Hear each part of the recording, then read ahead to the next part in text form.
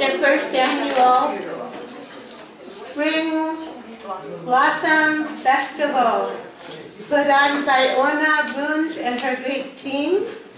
And I would like to say welcome to everyone. And before we start with the World Poetry theme music, Blue Circle, composed by Yoshifumi Sakura, Ambassador to Japan, I want to just acknowledge that Rhonda couldn't be here today.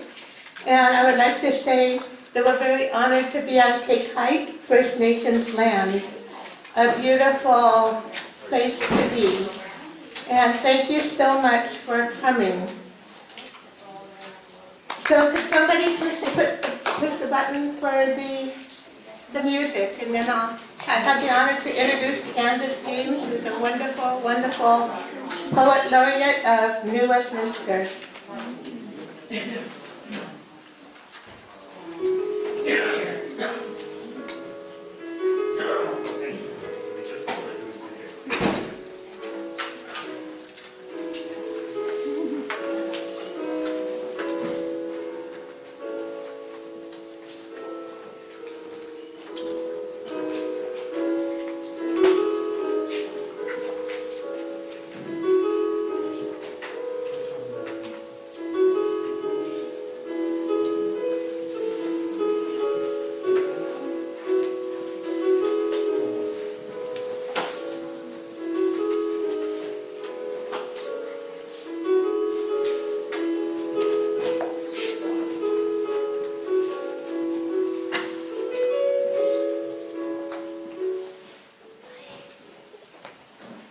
We're so honored to have our community partners here.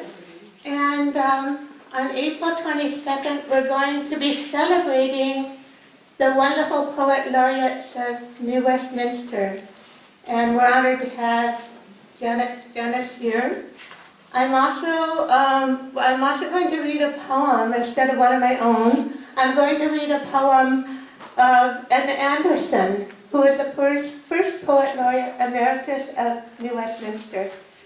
And I embarked upon a quest to make sure that she had a lot of people and a lot of information about her, because I just didn't want it to be a very simple thing and go on to the next person.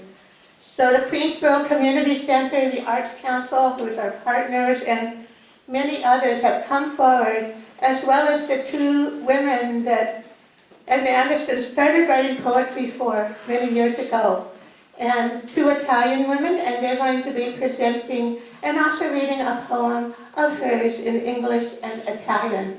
So yay for Edna Anderson. I'm so happy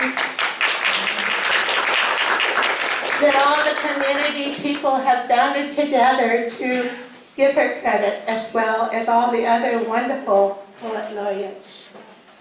So this is called To My Garden by Edna Anderson.